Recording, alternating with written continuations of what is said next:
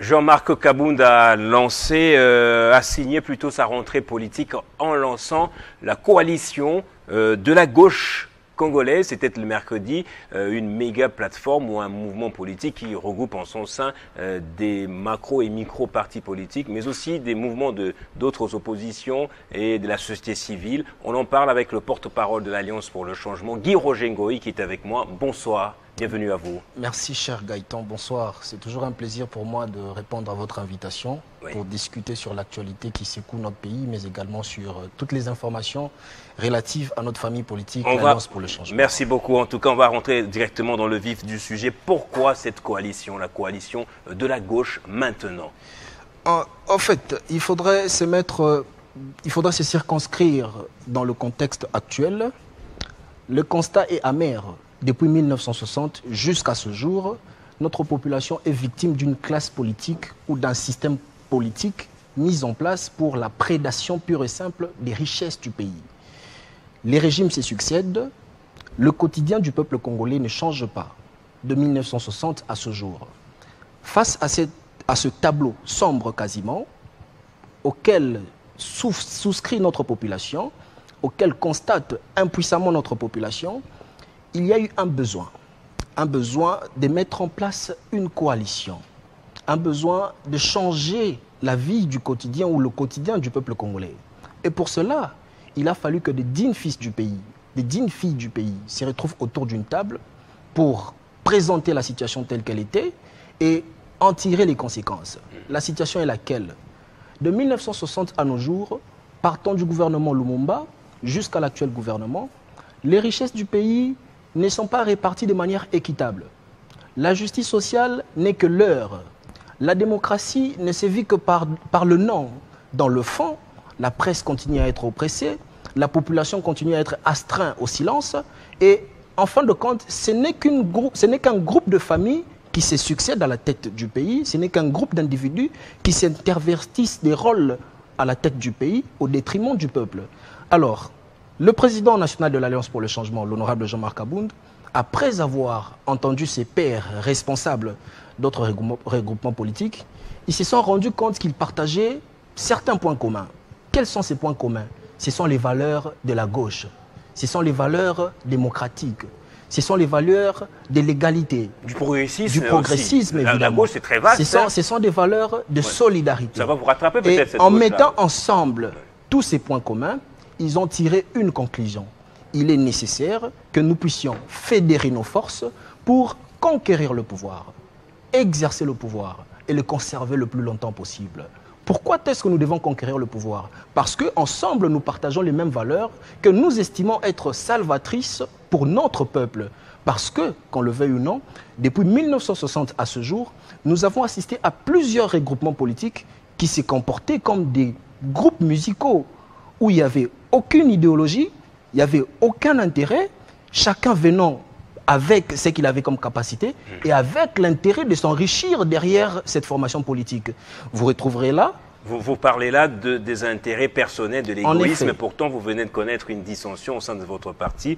Il y a un des ténors, pas des moindres en tout cas, qui a pratiquement veillé à la vie et à la survie du parti alors que son président national était en prison. Je cite Ghislain Mwangi, qui a dit qu'au sein de l'Alliance pour le changement, il y a eu beaucoup de problèmes, notamment le problème d'égoïsme, des désaccords insurmontables, tant sur la gouvernance interne que sur les nouvelles orientations politiques. Il a même lancé aussi un mouvement politique, il l'appelle Avance. Donc au sein, vous aussi, vous connaissez les problèmes de l'égoïsme. Moi, je suis à la fois surpris, désagréablement d'ailleurs, de savoir que cette thématique fera l'objet de notre émission.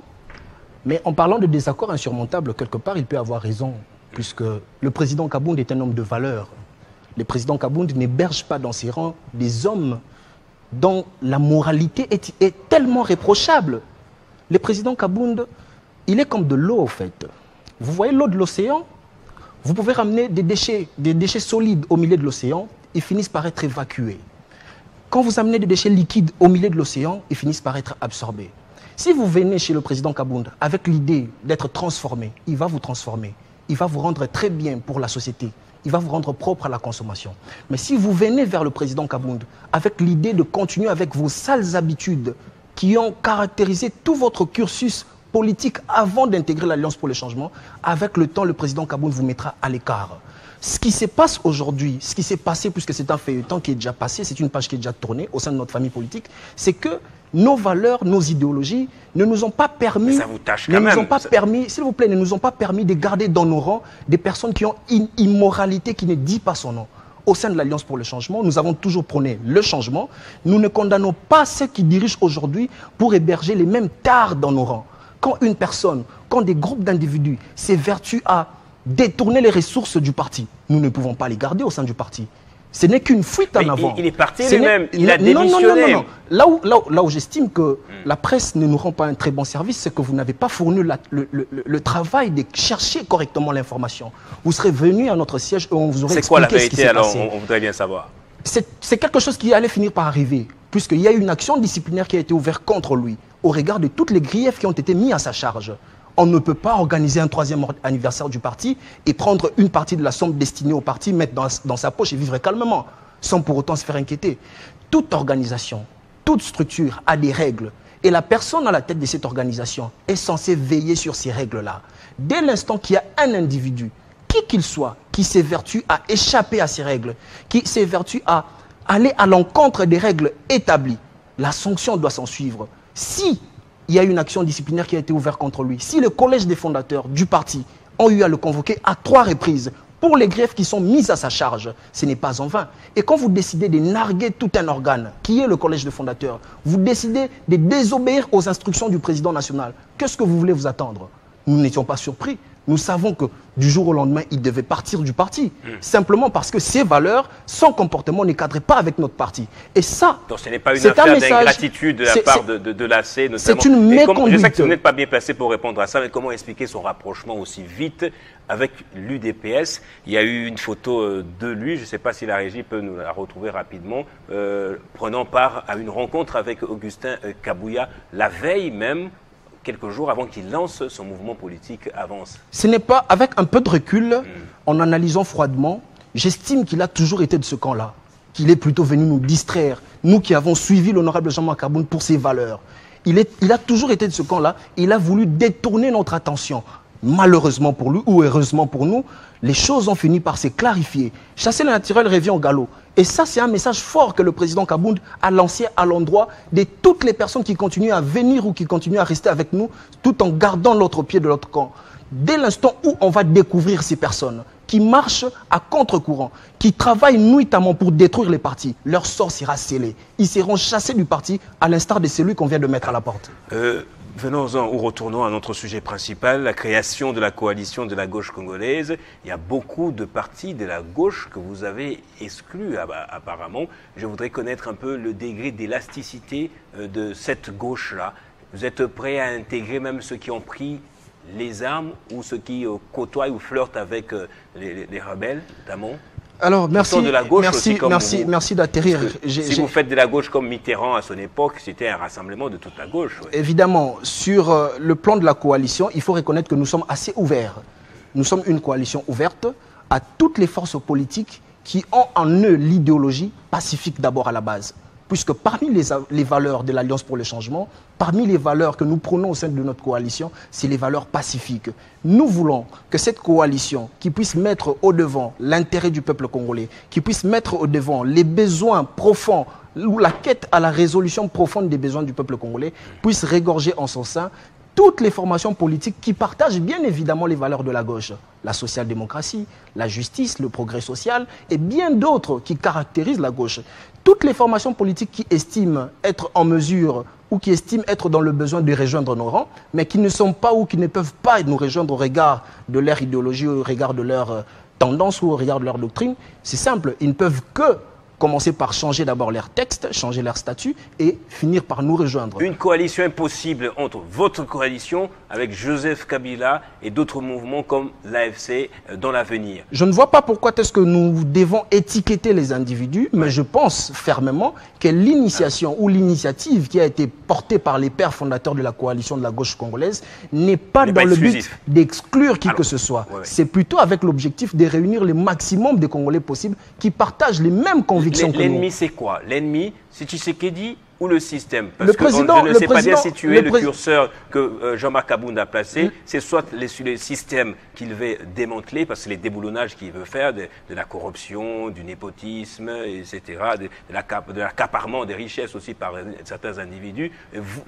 C'est qui l'ennemi principal que vous visez? Il est clair aujourd'hui que le régime Tshisekedi est l'héritier par excellence du système qui sévissent notre pays depuis 1960. On ne va pas l'exclure. Le système Tshisekedi est venu trouver un système d'accaparement de richesses. Et il s'est assimilé, ou il a pleinement joué ce rôle de continuité de ce qui a toujours été dans notre pays depuis 1960. Le président Kabound n'a pas pour ennemi l'individu M. Félix Tshisekedi, mais il a pour ennemi les systèmes qui gangrènent notre pays. Et d'ailleurs, dans son allocution, les systèmes dont il est héritier d'ailleurs, dans son allocution récente, il a dit, qu'il ne viendra pas succéder à ces systèmes, mais notre coalition viendra pour entrer dans ces systèmes et le transformer de manière la plus profonde pour que notre pays, pour que notre peuple puisse trouver son compte. En tout cas, moins d'une minute. J'espère qu'on saura faire du tac au tac, vous et moi, en répondant de manière très concise, vraiment. La coalition de la gauche congolaise, est-ce une réponse au camp de la patrie de Martin Fayulu qu'il veut initier avec Félix Tshisekedi? La coalition de la gauche congolaise est une réponse au système de prédation qui a toujours gangréné notre pays depuis 1960. Pourquoi Jean-Marc Abound veut d'un dialogue? Il menace même Félix Tshisekedi en lui disant qu'il doit dialoguer maintenant avant qu'il ne soit trop tard. Qu'est-ce que vous avez comme agenda? Parce que notre pays frôle l'élan de balkanisation, parce que notre pays est en train de courir le risque d'être balkanisé. Et comment vous savez qu'il pourrait être trop tard quelque Évidemment, puisque les batteries sont déjà en marche, vous ne pouvez que voir ce qui se passe à l'Est. Le président Kabound l'a très bien dit, que la résolution du conflit qui sévisse à l'Est passe par deux niveaux. Le premier niveau, c'est à l'échelle internationale, où les chefs d'État rwandais et les chefs d'État congolais se mettront autour d'une table pour obtenir un accord et un cessez-le-feu, les retraits de troupes rwandaises. Et le deuxième niveau, c'est au niveau interne, où toutes les filles et tous les fils de la RDC vont se mettre autour d'une table pour parler de paix. C'est ce qui choque encore le dialogue avec Kigali, c'est vous qui le défendez. Évidemment, nous avons voulu à ce que ces conflits puissent être soldés par les armes parce que les FARDC devraient l'emporter. Évidemment, c'est une paix que nous avons déjà souhaitée. C'est un processus que nous avons prôné initialement. Nous avons été incapables de battre l'ennemi sur terrain. Il faut retourner à la table pour discuter. Et si vous dialoguez avec Tshisekedi, qu'est-ce qui va se passer? Il va se passer à ce que nous allons lui dire clairement ce que nous lui reprochons dans sa gestion et il va noter notre agenda pour que le pays, et bien évidemment 2028 est en train d'arriver, il prendra en compte nos revendications pour que le pays puisse être mis sur les rails et que nous puissions avancer. Ça servirait à quoi le dialoguer s'il restera président? Ce n'est pas un problème, nous nous attendons 2028.